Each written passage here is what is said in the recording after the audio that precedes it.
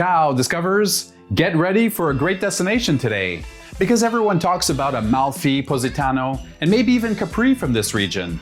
But there's another place, quietly waiting above it all, tucked away high in the cliffs, where time moves slower and the views reach farther. We weren't even sure we'd go, but something told us to keep climbing, and that's how we discovered Ravello. After soaking up the coastal charm of Amalfi, we hit the road again. This time heading up the hills towards the elegant town of Ravello. We left the Luna Rossa parking behind and started the climb.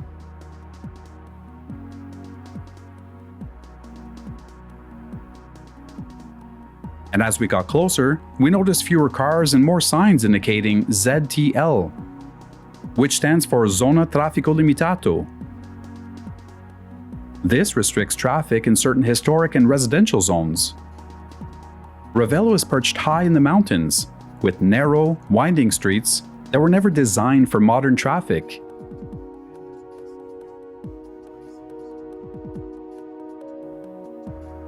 To preserve the peace, reduce pollution, and protect pedestrians, the town limits vehicle access to, well, in short, local circulation. We were surprised to find out we couldn't just drive into Ravello, so we parked outside, hopped on a shuttle, and honestly, it felt like a secret entrance to a hidden world.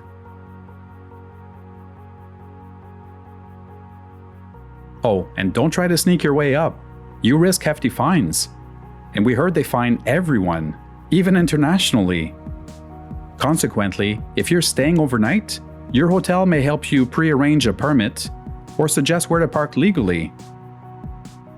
While Amalfi ruled the seas, Ravello ruled the skies, perched nearly 1,200 feet above sea level. This quiet hilltop town was the refuge of nobles, merchants, and artists.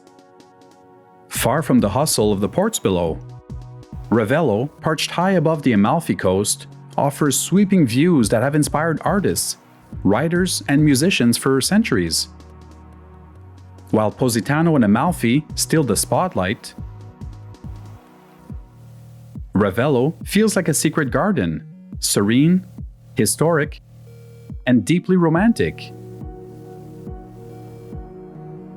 It's known for its refined atmosphere, beautiful villas, and its ties to classical music, thanks to the famous Ravello Festival held every summer. While Amalfi made its name on the seas, Ravello was a sanctuary above it all. Here, noble families and wealthy merchants built villas, churches, and gardens, trading textiles with the East and watching over the coast from a safe distance.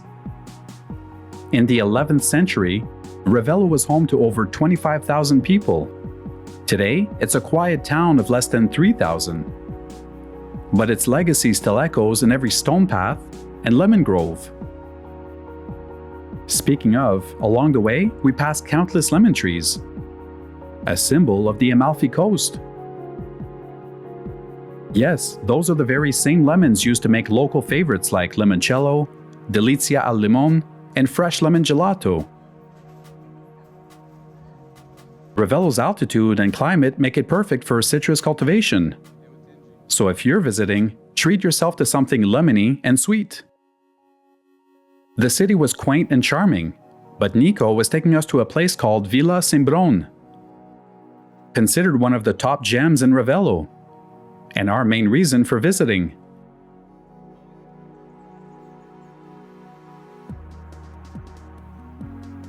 On the way over, we were enchanted with the surrounding mountains, lemon trees, and alleyways.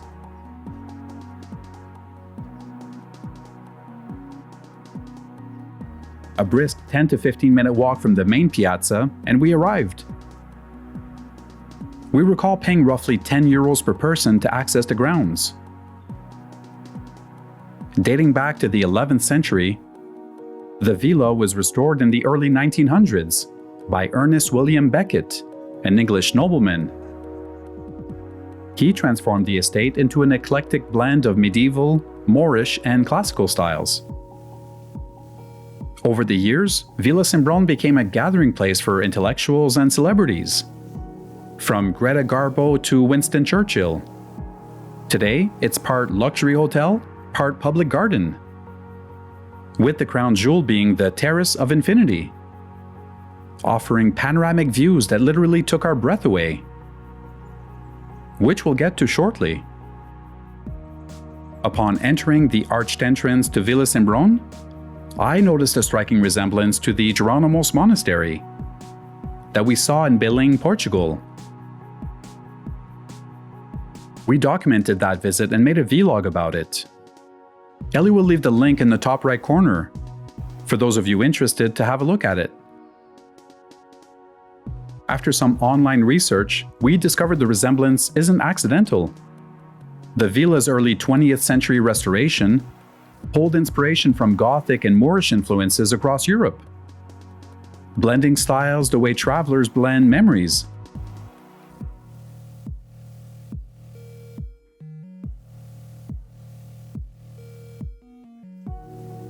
It's one of those rare places that feels familiar and magical all at once. Villa Cimbrone may date back to the 11th century, but the fairy tale version we see today came to life in the early 1900s. And the final version we see today blends Moorish, Renaissance, and Gothic revival aesthetics into something entirely new but nostalgic. Villa Cimbrone is currently owned by the Vulmier family, who have transformed it into one of Europe's most prestigious hôtels de charme. The family has meticulously preserved the villa's refined atmosphere, respecting and conserving its original architectural and design elements.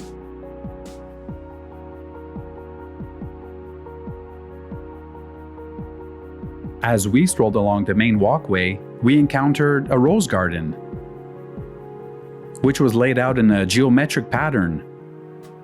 It was a delight to see, especially during the summertime. We also came across statues and sculptures. The gardens are dotted with classical statues, including a copy of Donatello's famous sculpture of David, and the statue of Eve, which adds a touch of intrigue. We also noticed the tea room. Although it was undergoing renovations during our visit, we could see the Moorish-style pavilion with green and yellow tiles, and could imagine how great of a place it would be to relax and enjoy the surroundings.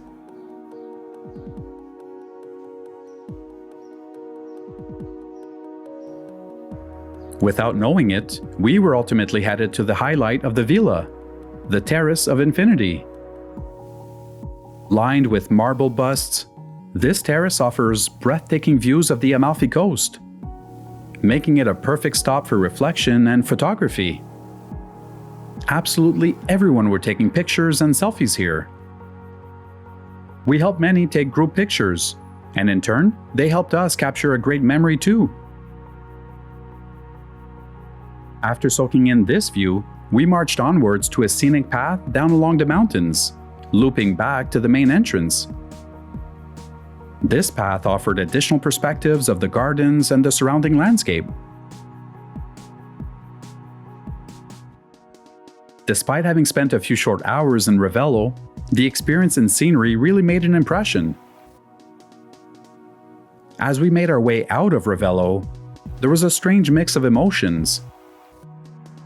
That satisfying calm after discovering someplace truly special, the quiet fatigue from walking through Amalfi, and the looming reality of a 3.5-hour drive to Bari still ahead of us.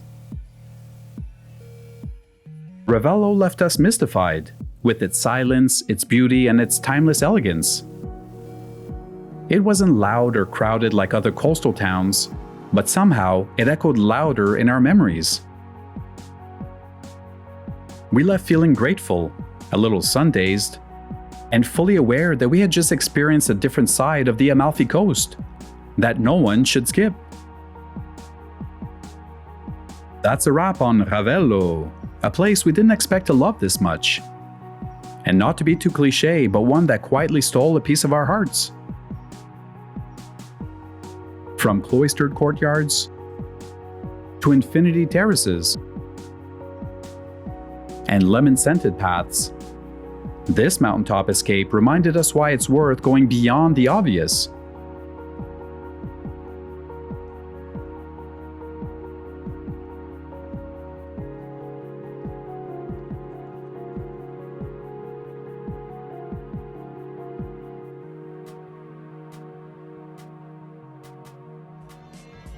As you've surely come to know us by now, we love to discover the mainstream touristy points, but we also thrive on discovering the off-the-beaten-path destinations. So if ever you're planning a trip around the Amalfi Coast, make sure to carve out some time for Ravello, even if it's just for a few hours. Thanks for joining us in discovering the Amalfi Coast. Don't forget to like, subscribe, and keep following as we head deeper into southern Italy. Next stop, Bari. Well, Bisceglie. Ciao!